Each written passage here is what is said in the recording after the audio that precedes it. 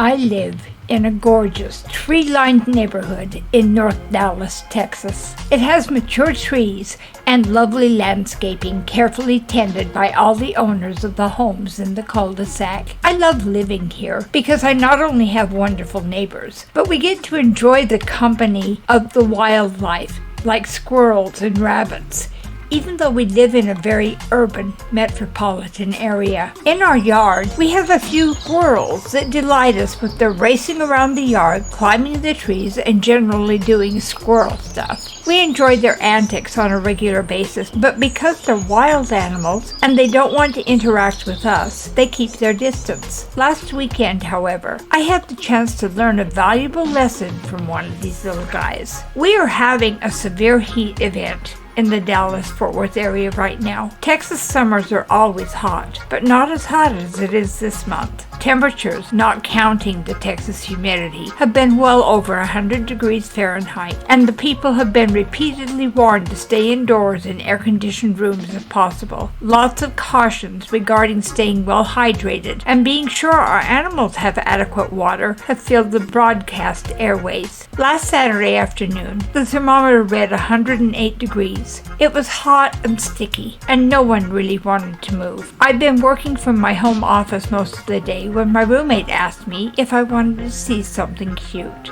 I left my office and went to the front door with her. This is what we saw. Our neighbor from our yard and trees was flaked out on the edge of the planter on our front porch. He wasn't just squatting there, he was completely laid out. He looked tired and uncomfortable, and you could see him breathe. My first thought was that he was probably thirsty. The squirrels in the yard typically take care of themselves, but this was an unusual circumstance, and I was concerned for his safety. We decided to put out a container of water in case the squirrels and the other wildlife were unable to access enough on their own. I went to the kitchen, got a big plastic container and filled it with water, and then I carefully took it out and put it on the porch. Our friend the squirrel had not moved a muscle up to that point, and I was concerned that he might already be getting heat exhaustion or heat stroke. But when I stepped out onto the porch, he jumped up and shot off the outside edge of the porch, leaving the relative shade he'd been sitting in. We left the water on the porch and went back inside our air-conditioned home. I couldn't quit thinking about this little guy. He obviously was uncomfortable enough he was looking for somewhere cool to be, and he had chosen a spot that he knew was very near people. Yet he panicked and ran when we tried to offer him something we knew could help him. There was no real threat from us.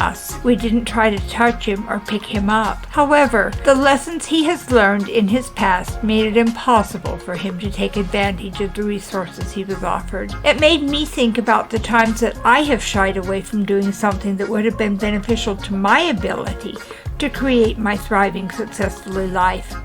Panicking because the activity was new or because I was afraid. I wonder how often I have shortchanged myself through choosing to panic and flee rather than sticking around and engaging to potentially create another level of success. I decided that I need to take the time to think about this and come up with a plan to use moving forward that will help me be less suspicious when someone wants to do something nice for me and more willing to accept their kindness. It will be interesting as I work through this to see where it takes my life.